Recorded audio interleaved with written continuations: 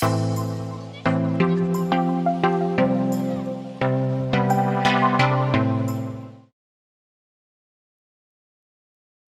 ingin menjemput Yang Berhormat Podik. Terima kasih. Plan kedua. Sila Yang Berhormat Bara untuk menjawab.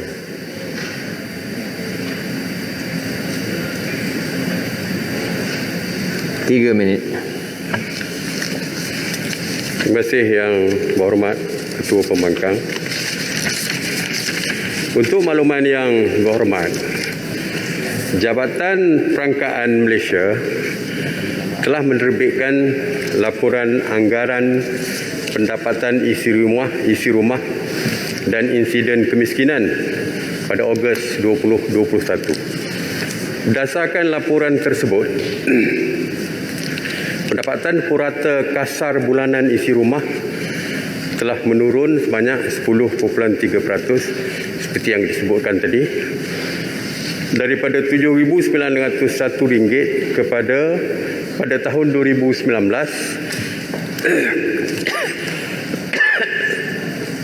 kepada RM7,089 pada tahun 2020, dan insiden kemiskinan juga telah meningkat kepada 8.4% yang melibatkan 636.8 ribu isi rumah berbanding dengan 5.6% atau 405.4 ribu isi rumah pada tahun 2019. Punca, pandemik COVID-19 telah menyebabkan ekonomi rakyat Malaysia menguncuk sebanyak 5.6% pada tahun 2020. Di samping itu, kadar pengangguran meningkat dengan ketara kepada 5.3% pada Mei 2020, melibatkan 826.1 ribu individu berbanding 3.3% pada tahun 2019. Lebih kurang 600 ribu isi rumah daripada kumpulan isi rumah M40 yang berpendapatan di antara 4,850 dan 10,959 sebulan telah turun ke kumpulan B40.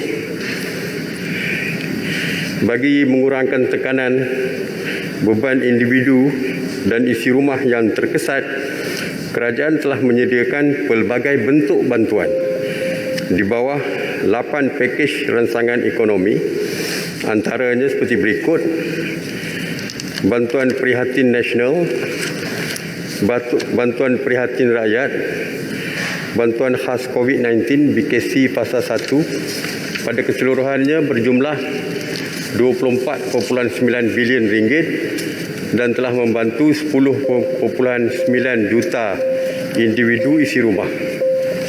Moratorium bayaran balik pinjaman daripada lebih 7 juta peminjam. Diskaun bil elektrik sebanyak 3.14 bilion yang memanfaatkan 8.8 juta individu dan isi rumah. 106.8 juta bakul makanan oleh JKM dengan 1.121.385 penerima isi rumah. Malah RM300,000 disediakan untuk setiap ahli parlimen untuk melaksanakan bakul makanan yang memanfaatkan 375,000 penerima. Dan seterusnya mengekalkan dan mewujudkan pekerjaan termasuk program subsidi upah yang telah membantu kira-kira 300,000 makanan dan mengekalkan lebih daripada 2.7 juta pekerja. Walaupun bantuan ini hanyalah bersifat jangka pendek, Bagi jangka sederhana dan panjang, kerajaan akan meneruskan dasar dan strategi untuk meningkatkan pendapatan dan kuasa beli, terutamanya isi rumah miskin dalam kalangan B40 dengan menyediakan program peningkatan pendapatan serta peningkatan keupayaan menambah baik akses daripada keperluan asas termasuk pendidikan, kesihatan dan perumahan, menggalakkan keusahawanan dan akses kepada pembiayaan keuangan dan meningkatkan perlindungan sosial. Terima kasih. Inilah soalan tambahan yang Terima pertama. kasih Yang Mohd atas penjelasan yang agak teliti.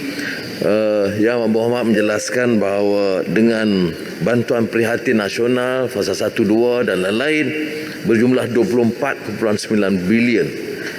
Tetapi kenyataan sekarang berdasarkan laporan Jabatan Statistik adalah penurunan. Maknanya jumlah kemiskinan yang bertambah menyusut 10.3%. Maka persoalan saya ialah, apakah langkah yang diambil ini dianggap munasabah dan mencukupi? Jawapannya tidak, kerana penyusutan terus berlaku. Dan lebih parah adalah negeri-negeri seperti Kelantan, kerana penyusutan paling tinggi.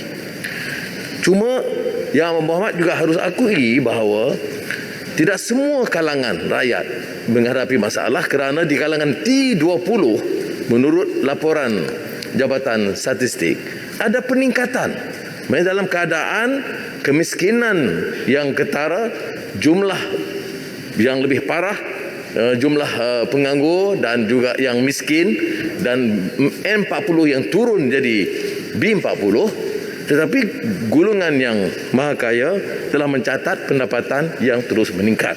Maka oleh demikian saya ingin satu penjelasan daripada Yang Amat Berhormat bahawa pertama, langkah-langkah ini tidak mencukupi. Ada yang kami usulkan langkah suntikan 45 bilion untuk maksud ini dengan pemantauan jelas.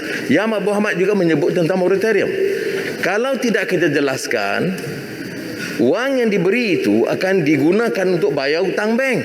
Sebab itulah kita harus beri moratorium yang bermakna supaya pembayaran hutang ditangguhkan agar pendapatan keluarga itu dapat ditingkatkan. Terima kasih. Silakan Yang Berhormat. Terima kasih Yang Mohd. Seperti yang saya sebutkan tadi, kita ada short term dan long term plan tadi. Short term tadi memang kita kira hanya untuk sementara. Sebagai contoh, apabila kita memberikan bantuan kepada peniaga mikro, one off cash, ia je bertahan untuk beberapa waktu saja.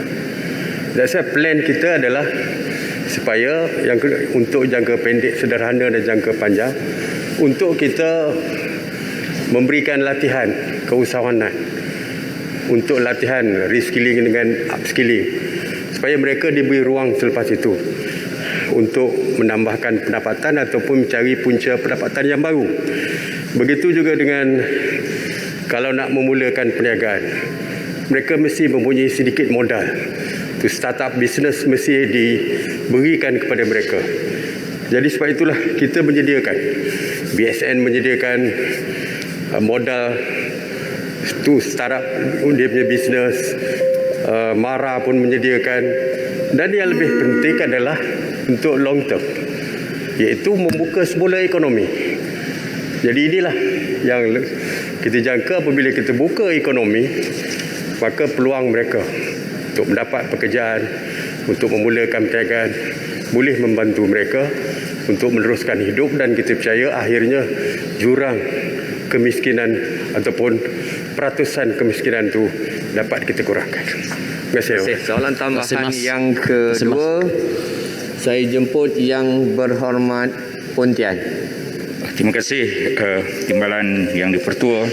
3% daripada KDNK, dan ketika COVID ini dia meningkat dengan pantas sebanyak 5.5%. Cadangan saya Yang Amat Berhormat Perdana Menteri, adakah kerajaan bercadang untuk memberikan moratorium tanpa faedah terakru kepada rakyat supaya hutang-hutang rumah, hutang kereta, hutang macam-macam yang mereka tanggung itu boleh dibantu. Terima kasih Yang Berhormat. Sila. Terima kasih Yang Berhormat. InsyaAllah cadangan daripada Yang Berhormat tersebut kita akan bincang dengan Menteri Keuangan. Ya, kita faham situasi yang dihadapi oleh rakyat. InsyaAllah kita akan cuba membantu sebaik-baiknya. Terima kasih. Terima kasih. Boleh soalan satu lagi. Pertanyaan seterusnya.